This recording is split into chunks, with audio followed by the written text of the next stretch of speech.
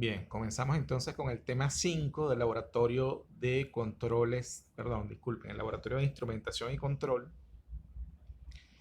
la parte correspondiente a sensores de temperatura. Bien, lo primero que vamos a hacer es deducir las ecuaciones de un sistema térmico y luego realmente vamos a abordar la parte de instrumentación como tal, ¿no? Entonces, por ejemplo, en la parte superior de la lámina pueden ver la nomenclatura que vamos a usar, es decir, las distintas abreviaturas y las nomenclaturas que vamos a usar. Por ejemplo, W sub I es el flujo másico en la entrada del recipiente. Fíjense, estamos estudiando este problema que está acá. A ver si puedo quitar esto de aquí. Entonces, en ese problema tenemos un recipiente en el cual está entrando un flujo másico W sub I. Fíjense que lo podemos leer acá. Un flujo másico de entrada W sub I que viene a una cierta temperatura de entrada T sub I. Entonces, digamos, dentro del recipiente hay un volumen, está un líquido que tiene unas ciertas propiedades como la densidad y el calor específico. Entre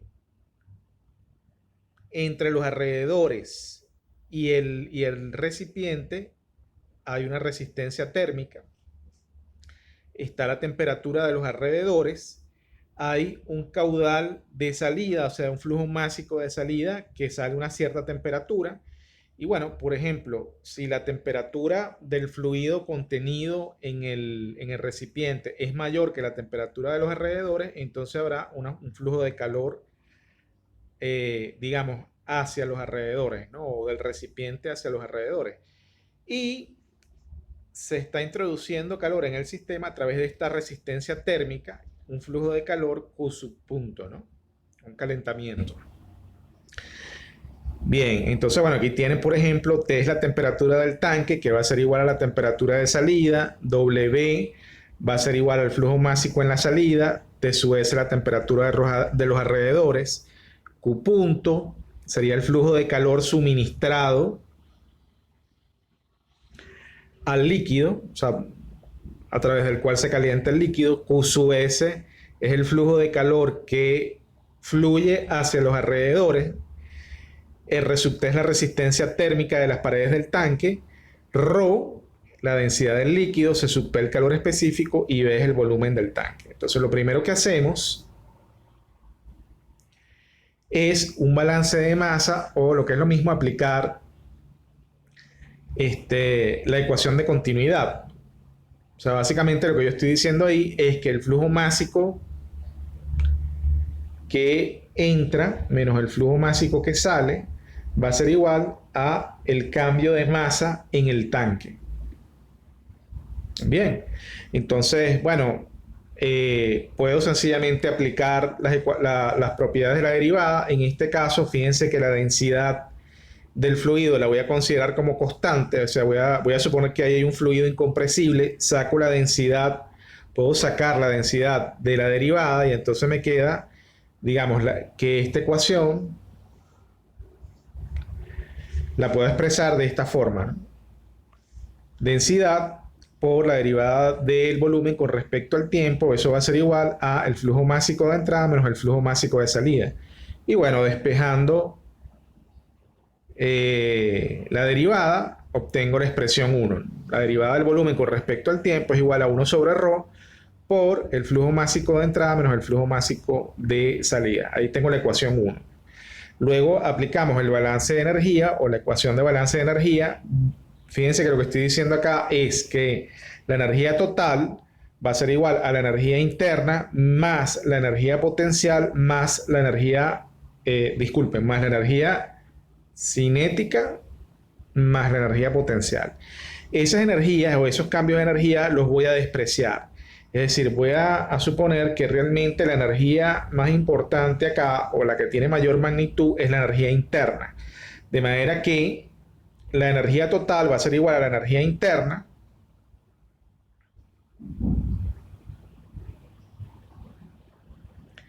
Entonces aquí, digamos, esta expresión derivo a ambos lados. Me queda que la derivada de la energía interna con respecto al tiempo va a ser igual a la derivada de la entalpía con respecto al tiempo. La entalpía total, en este caso, ¿no? Esta H mayúscula es la entalpía total. Fíjense que esa H mayúscula puedo expresarla de esta forma, como ρ por B por H, donde H sería la entalpía por unidad de masa y ρ por B es la masa. Entonces, bueno, sencillamente lo que estoy haciendo es cambiando el H mayúscula por ρ por B por H minúscula, y de nuevo ahí entonces puedo sacar la densidad fuera de la derivada. Entonces aquí hay un ρ afuera, entonces sencillamente aplico la propiedad de la derivada de una multiplicación y obtengo esta expresión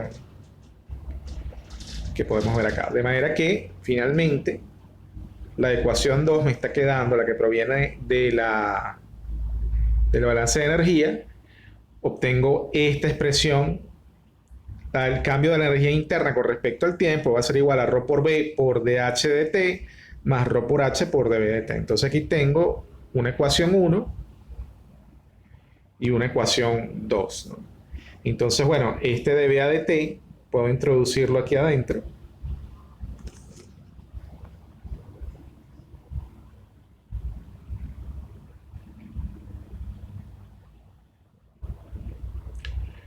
Fíjense que ahora voy a aplicar la primera ley de la termodinámica.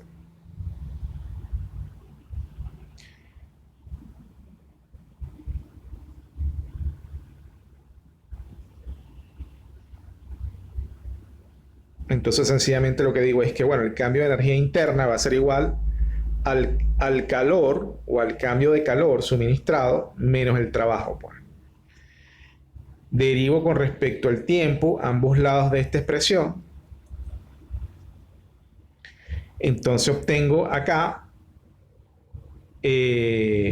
flujo de calor o rata de intercambio de calor, y aquí tengo potencia. Y finalmente la potencia puedo expresarla de esta forma también.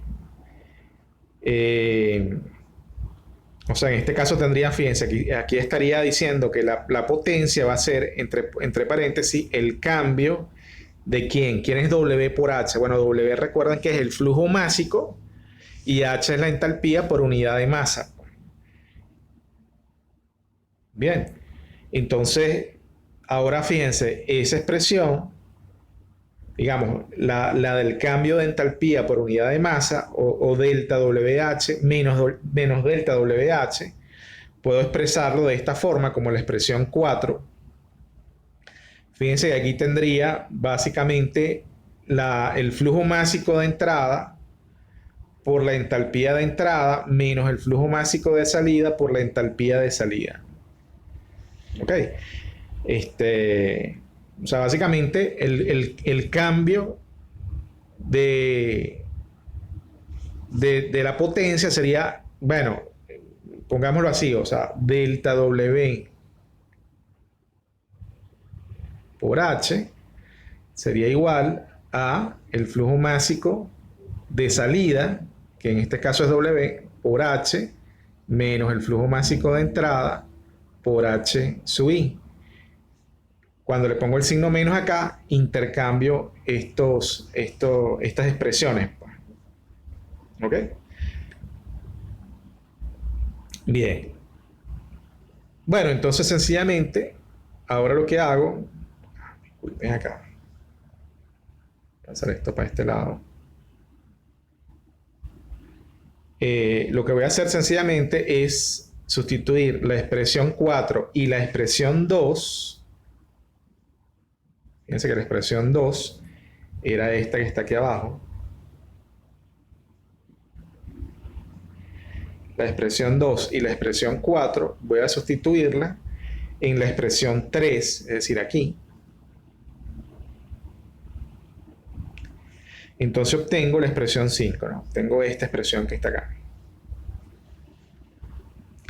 Aparte, considerando que la derivada con respecto de H con respecto al tiempo es igual al calor específico por la derivada de la temperatura con respecto al tiempo, entonces puedo también sustituir 6 en 5. O sea, digamos, puedo sustituir esta expresión aquí y entonces obtengo esta expresión que la vamos a llamar 7. Entonces ahora trabajando en la expresión 7,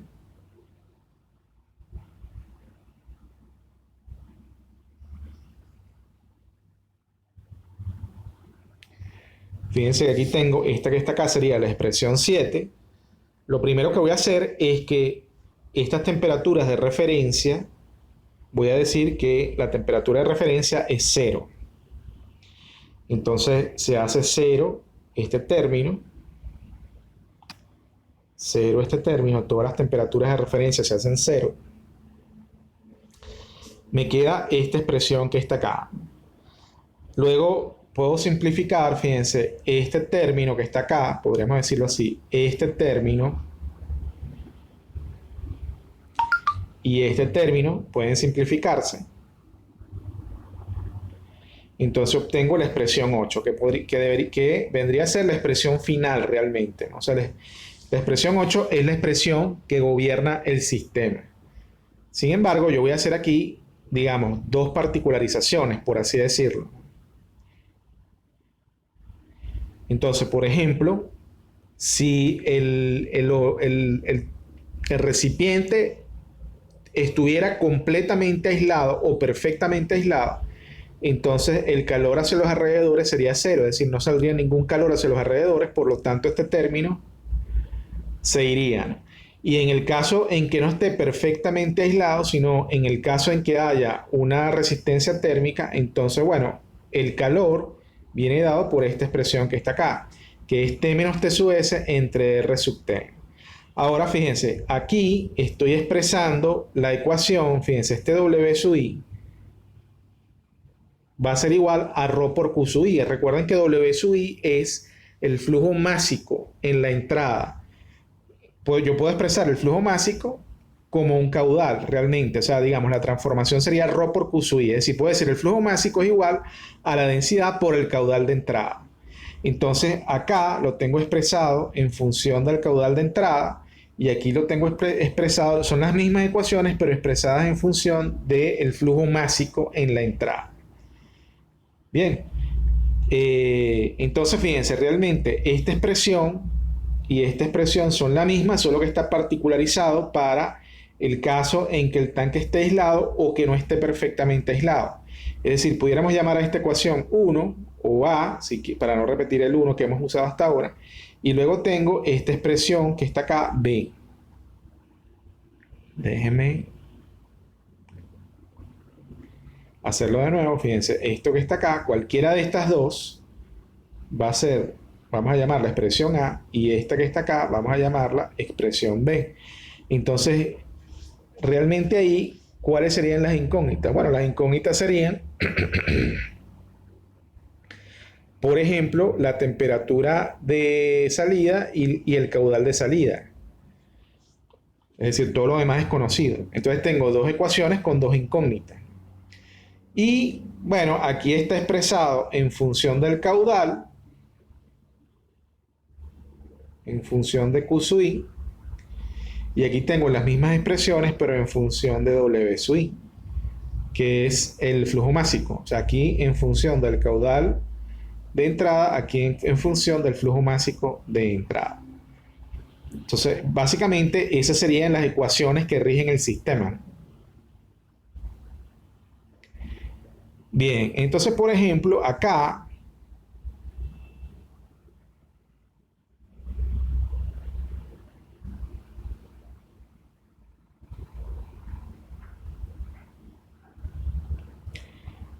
fíjense, aquí empiezo con la ecuación 8, voy a estudiar el caso en el que estoy controlando la temperatura, es decir, mi variable de control es esta temperatura que está acá, pero la variable manipulada sería el calor. O sea, la cantidad de calor, el flujo de calor que estoy introduciendo a través de la resistencia. Entonces, para ello, fíjense, lo que necesito primeramente es medir la temperatura. Eso lo voy a hacer mediante un transductor de temperatura. Ese transductor de temperatura se comunica con un controlador, o sea, un control de temperatura. Ese control de temperatura compara la medición de la temperatura con una temperatura de referencia y entonces emite una señal a un potenciómetro, por ejemplo, que él varía mediante una resistencia variable, varía, por ejemplo, la intensidad de la corriente que entra en la resistencia y por lo tanto se varía el calor. De esa forma se varía el flujo de calor que se transfiere al fluido. Entonces, bueno, vamos a suponer que el recipiente se encuentra perfectamente aislado, de manera que no hay flujo de calor con los alrededores. Si eso es así, me queda esta expresión. Entonces voy a llamar a esta constante, la voy a llamar K sub 1, a esta constante que está acá, la voy a llamar K sub 2, y T menos T sub I, eso va a ser delta T. Entonces, bueno, esta expresión se me está transformando, esa ecuación diferencial se me transforma en esta ecuación diferencial.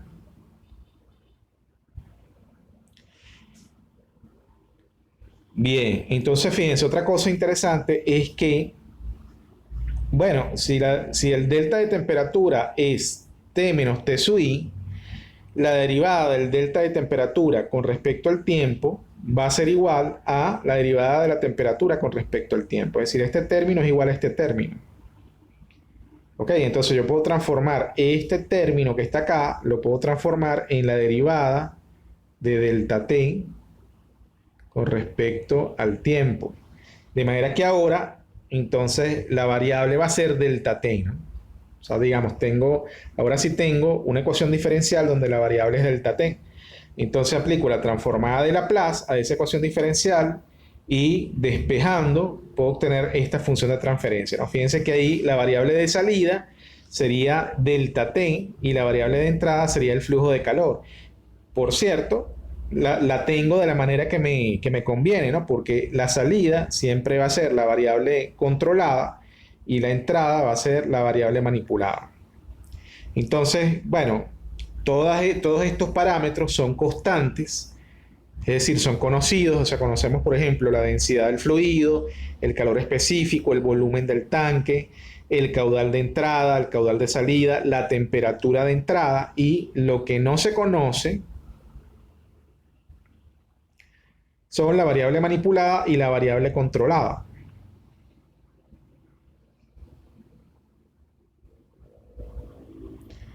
Bien, entonces, básicamente, eh, el diagrama digamos, del problema, el diagrama de bloques del problema, lo tenemos aquí abajo.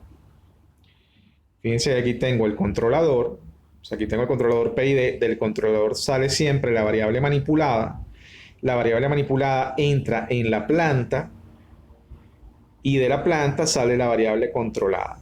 Es decir, este Q punto cuando entre en el bloque de la planta se me simplifica con este Q punto y va a salir, tengo como salida el delta T. Bueno, entonces, bueno, puedo llevar este delta T y compararlo con un delta T de referencia. O también puedo calcular, si fuese el caso, la temperatura, ¿no? Es decir, yo puedo tener aquí la temperatura inicial, aquí tengo el delta T, por este ramal tengo el delta T, entonces aquí los uniría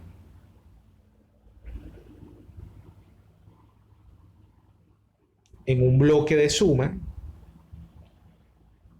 Bueno, fíjense, recuerden que el delta T, déjenme poner esto un poco mejor. Lo que le quiero decir es que, fíjense, el delta T va a ser igual a la temperatura menos T sub I. Entonces, si yo le sumo al delta T, le sumo T sub I,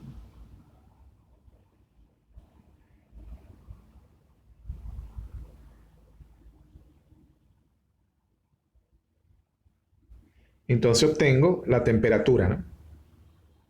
O sea, lo pueden ver aquí. Entonces, de nuevo, fíjense acá, por ejemplo, yo tengo esta señal, trae el delta T. Le tengo que sumar T sub I. Entonces, pudiera poner aquí un bloquecito con T sub I. Llevar esto a un bloque de suma.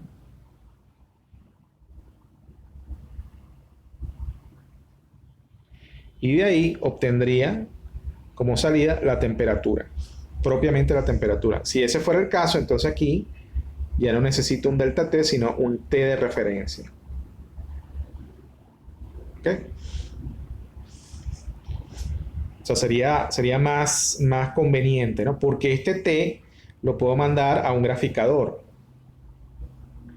A mí lo que me interesa es ver la temperatura, no el cambio de temperatura. Entonces aquí pudiese mandar esto a un graficador.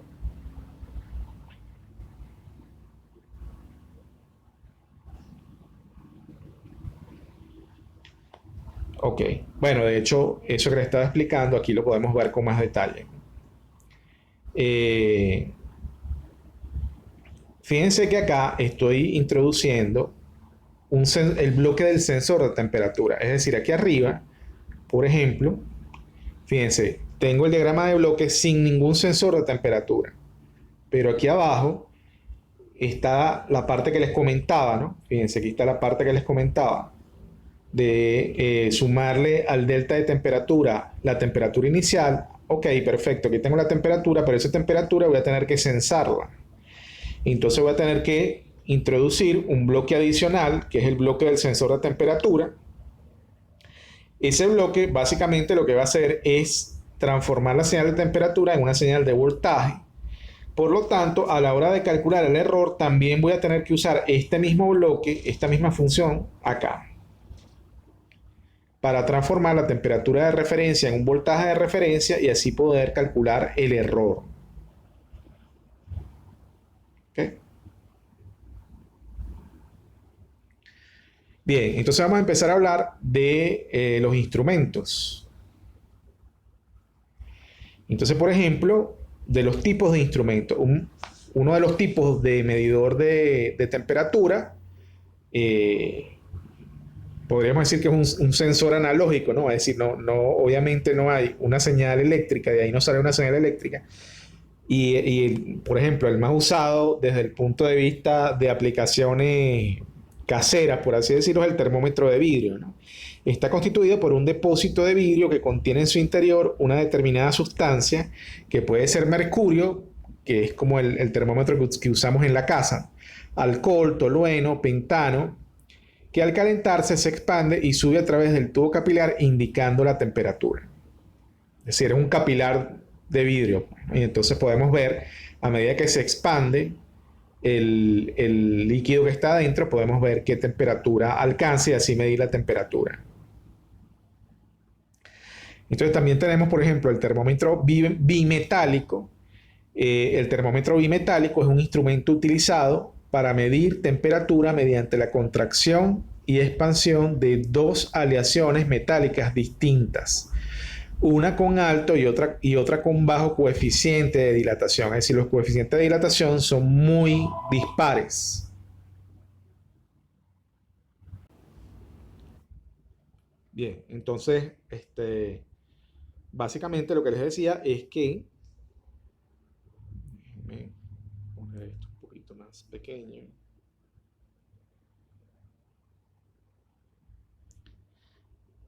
Aquí podemos ver, por ejemplo, fíjense, una lámina metálica que está constituida por dos metales cuyo coeficiente de expansión térmica es muy distinto, ¿no? Entonces, por ejemplo, arriba tenemos un metal, una lámina metálica cuyo coeficiente es K1.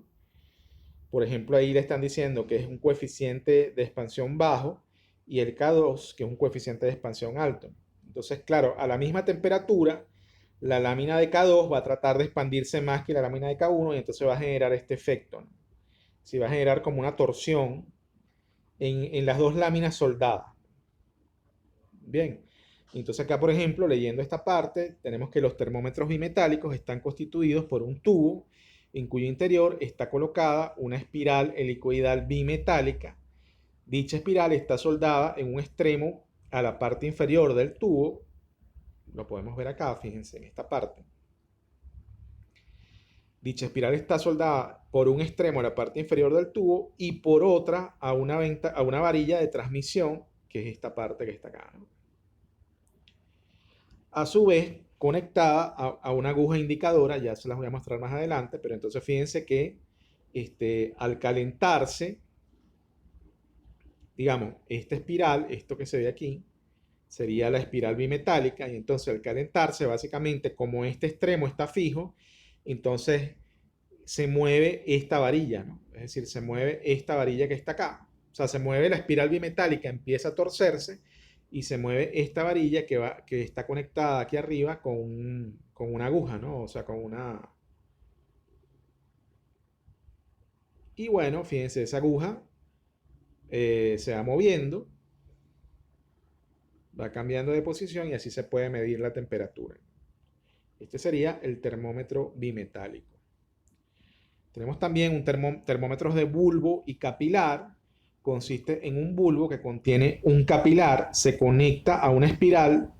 De esa forma, al aumentar la temperatura en el bulbo, el gas o el líquido que se encuentra en el interior del bulbo se expande haciendo que la espiral se desenrolle, con lo cual se mueve una aguja indicadora para mostrar la temperatura. Es decir, aquí abajo,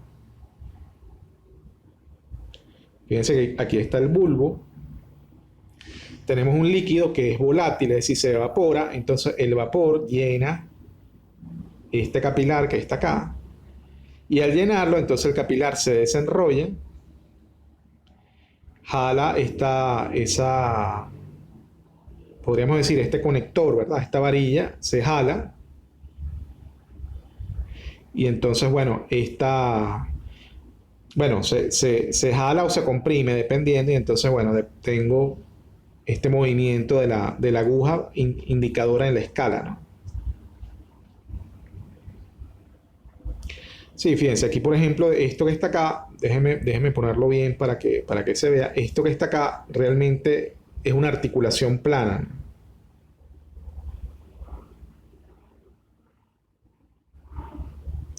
Entonces, claro, cuando esto se desenrolla, este punto se viene hacia la derecha, ¿no? Es decir, entonces esta aguja hace así. Bien.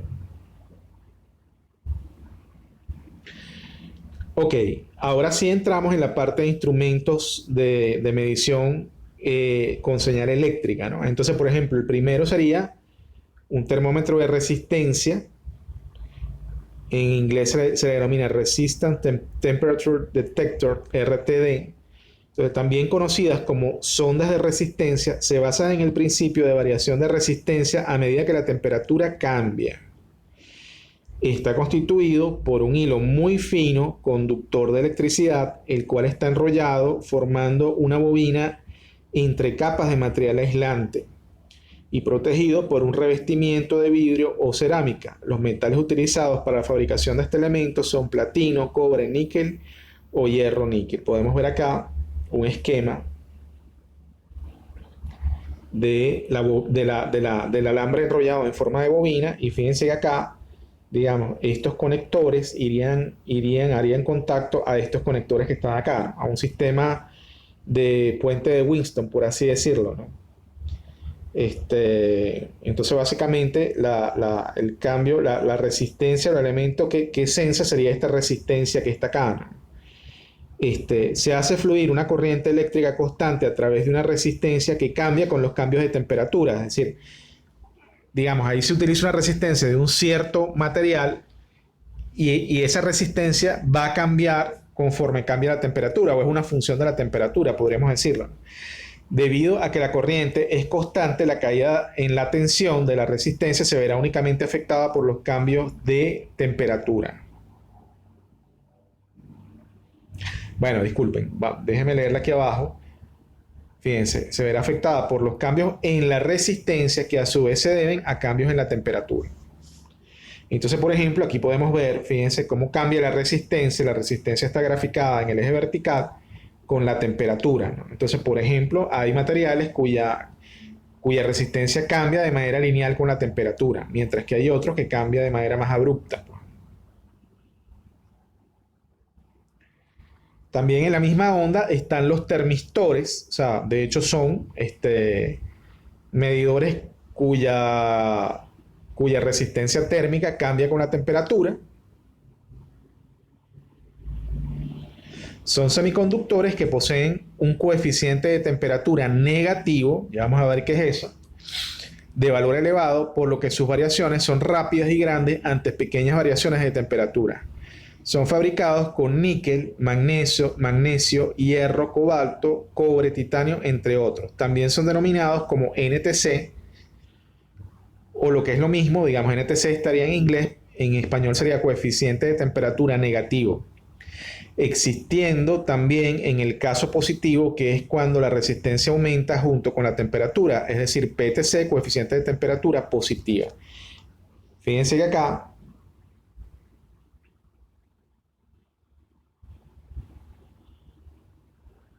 aquí, por ejemplo, tenemos los NTC, es decir, la resistencia, fíjense que en la vertical está graficada la resistencia y en la horizontal la temperatura.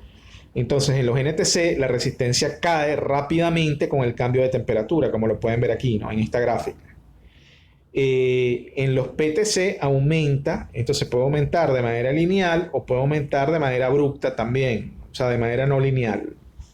Y bueno, básicamente, de manera física uno puede verlo de esta forma, ¿no? Entonces hay como un chip que está unido a unos electrodos que están hechos de estos materiales